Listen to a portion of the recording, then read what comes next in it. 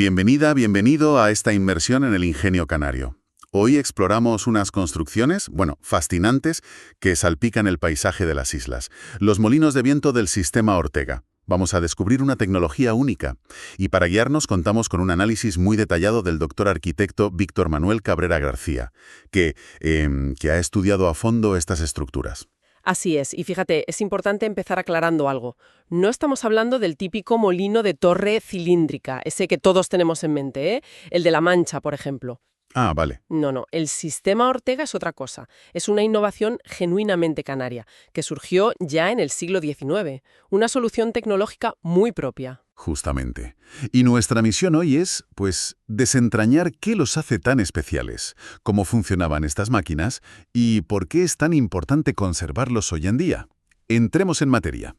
A ver, situémonos primero. ¿Cuándo y dónde nace este sistema? El estudio de Cabrera García lo sitúa en La Palma, en la segunda mitad del siglo XIX. Da una fecha, ¿no? Sí, hay una referencia bastante concreta en un boletín de la Sociedad Amigos del País de Santa Cruz de la Palma de julio de 1868. Ahí ya se habla de ello. ¿Ya en 1868? Efectivamente. Y el mérito, se atribuye a don Isidoro Ortega Sánchez. Su hijo, Pedro Ortega Llanes, continuó la labor. Y lo interesante es que no fue una simple copia de modelos que ya existían. Ah, no fue copiar y pegar. No, que va. Se considera una evolución, una adaptación muy inteligente de los molinos que llaman de pivote. Esos eran más comunes en el norte de Europa, Holanda, Escandinavia. Vale, y esto marca una diferencia muy clara con el molino tipo torre. Ese sí se había importado de Castilla y era el que más se veía, incluso en algunas partes de Canarias. Entiendo la distinción histórica, pero la diferencia clave iba más allá de la apariencia, ¿verdad?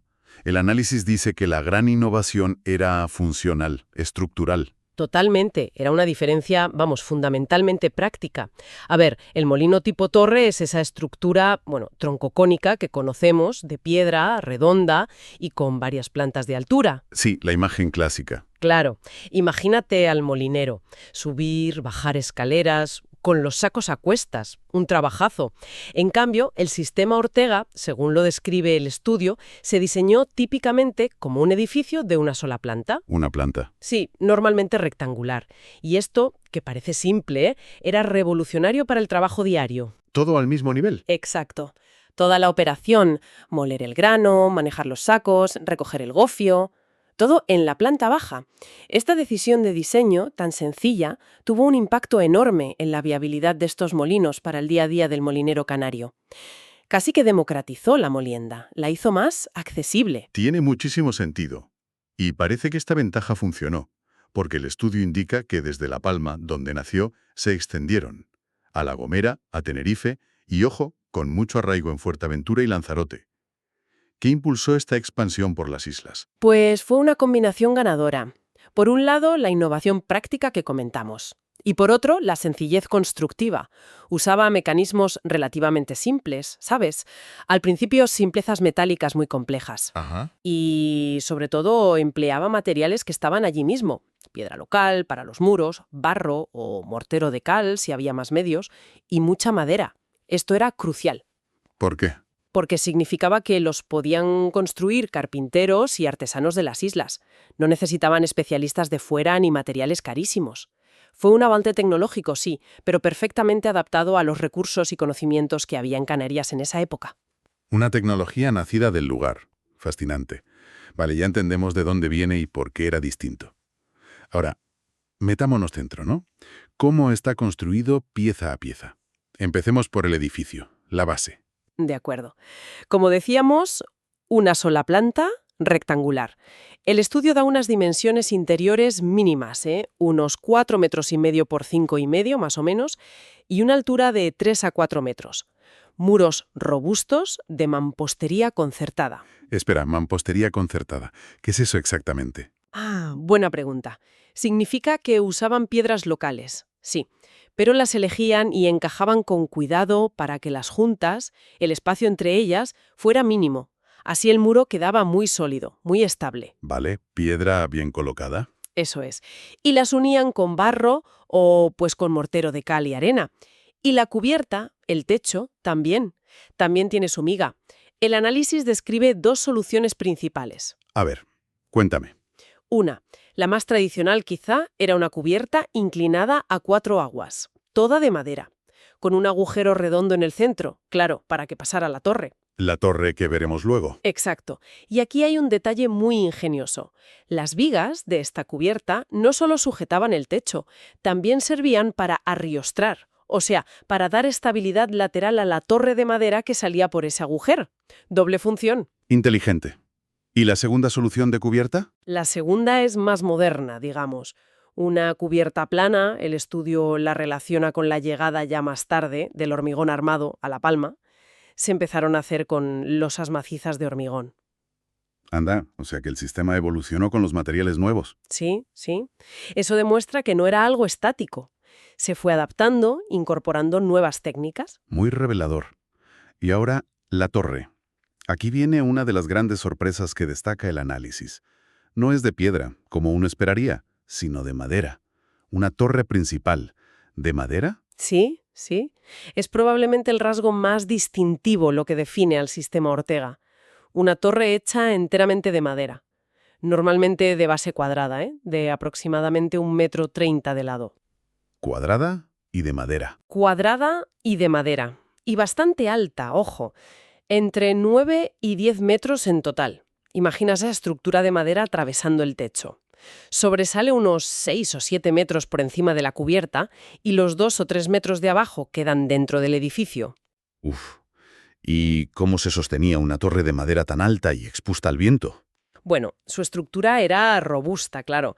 Se basaba en 4 fuertes columnas de madera, de sección rectangular. Y para darle rigidez, las caras exteriores de esta torre cuadrada se triangulaban, se reforzaban con más listones y tablas de madera, creando como una especie de celosía. Ah, como una estructura reticulada. Exacto.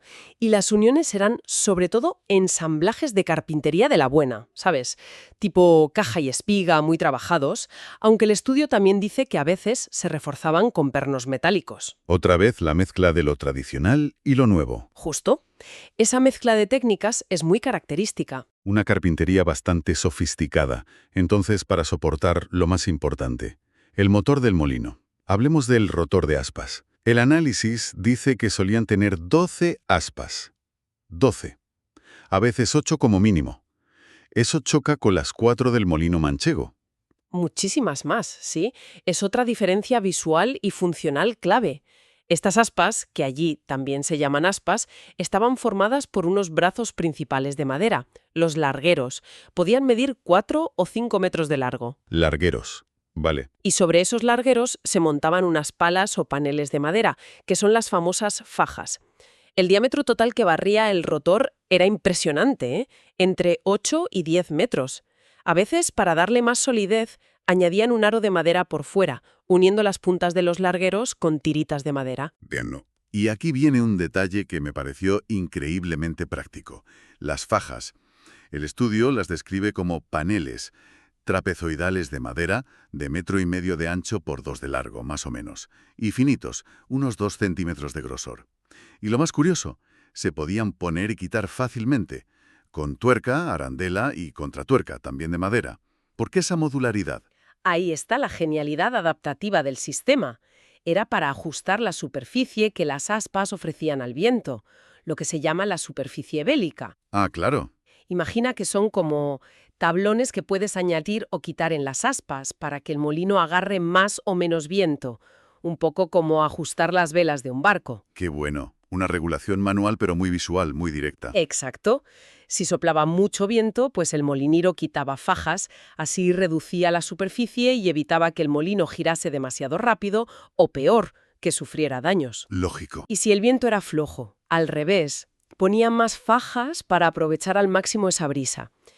Esta capacidad de adaptación era fundamental para moler de forma eficiente y constante con vientos cambiantes, algo muy típico en las islas. Ya me imagino. El estudio incluso trae un esquema que explica la física de esto, cómo la presión del viento en el aspa se descompone. Una parte genera el giro y la otra es resistida por la estructura. Sencillamente brillante. Un diseño súper adaptativo con medios muy básicos. Vale, una vez que el viento mueve esas aspas ajustadas, ¿qué pasa dentro? ¿Cómo funcionaba la maquinaria que molía el grano? Pues esa maquinaria estaba, lógicamente, dentro del edificio. en la planta baja cerca de la base de la torre de madera. El análisis de Cabrera García señala que, siguiendo la tradición, estaba hecha sobre todo de madera. Madera otra vez. Es un reflejo muy claro de cómo la revolución industrial, la mayor disponibilidad de metales, iba influyendo también en estas construcciones más rurales. Entiendo. Y los componentes clave de esa maquinaria de moler. Los esenciales son las dos grandes piedras de moler. Son cilíndricas, las muelas. Hay una piedra fija abajo, la solera, y otra móvil encima, la volandera, que es la que gira. Solera y volandera. Exacto. Y el corazón del mecanismo es transformar el giro vertical del eje del rotor, que viene del viento de fuera, en un giro horizontal de esa muela de arriba, la volandera. Vale, ¿y cómo se consigue esa transformación de movimiento? De vertical a horizontal. Pues mediante una serie de engranajes bastante ingeniosos, la verdad. Hay un eje horizontal que está conectado al rotor exterior y entra al edificio un poco inclinado.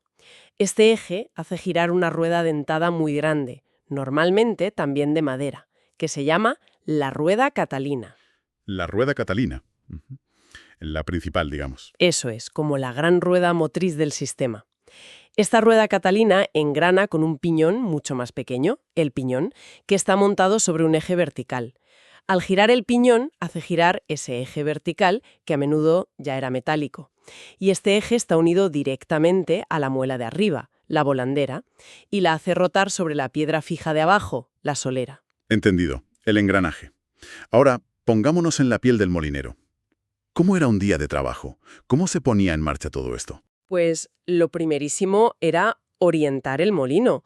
Toda la parte de arriba, la torre de madera y el rotor de aspas, podía girar sobre la base del edificio. Era crucial poner las aspas de frente al viento para captar la máxima fuerza. Había que cazar el viento. Exacto. El estudio explica que al principio esta orientación se hacía, a pulso desde dentro del edificio, con un sistema de palancas. Debía ser un trabajo bastante pesado, ¿eh? Me lo imagino, sí. Mover toda esa estructura. ¿Hubo alguna mejora para eso? Sí, con el tiempo se añadió un elemento muy característico que se ve en muchas fotos de estos molinos, una especie de cola o timón largo de madera. Lo llamaban precisamente timón. Se fijaba a la torre por fuera. Ah, el timón. Claro, y eso permitía al molinero orientar toda la estructura superior mucho más fácilmente, empujando o tirando de este timón desde la cubierta del edificio. Una mejora ergonómica importante. Práctico. Vale, molino orientado. Luego, imagino, ajustaba las fajas según soplase el viento, como ya hemos dicho, y después... Liberaba el mecanismo. ¿Había un freno? Justo eso. Existía un sistema de freno, sí, lo menciona el análisis.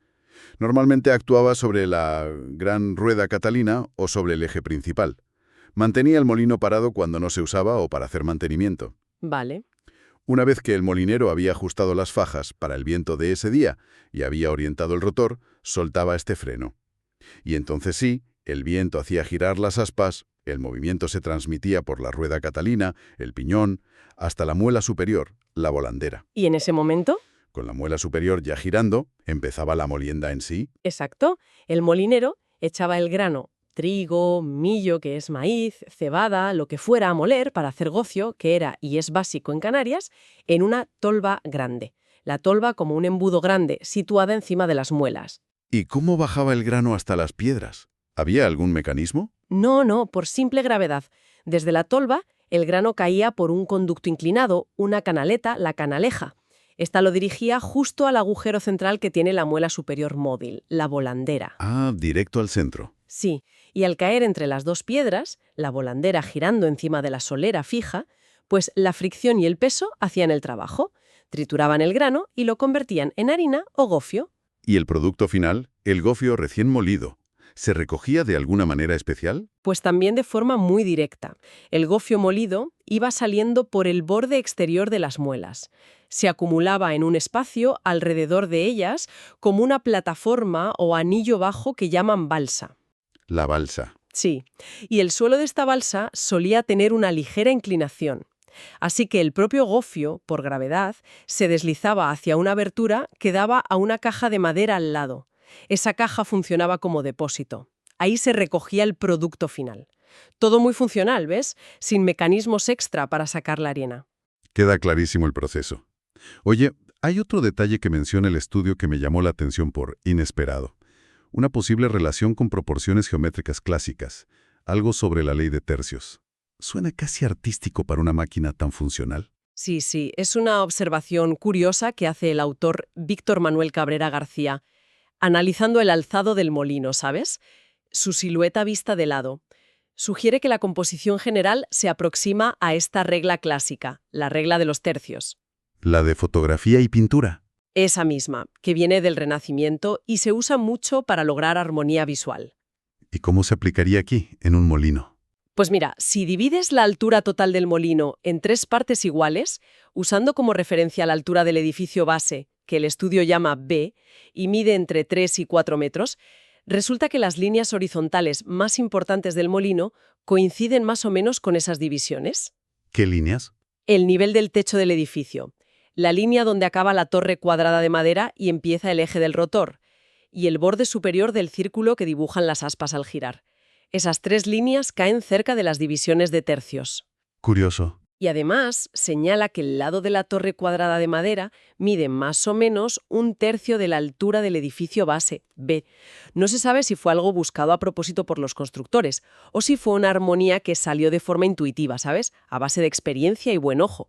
Pero el resultado es, la verdad, visualmente equilibrado. Una armonía inesperada en una herramienta de trabajo. Fascinante. Bien, hemos desgranado su origen, su anatomía única, su funcionamiento. Recapitulando un poco, ¿cuál es el mensaje principal sobre por qué es importante conservar estos molinos del sistema Ortega?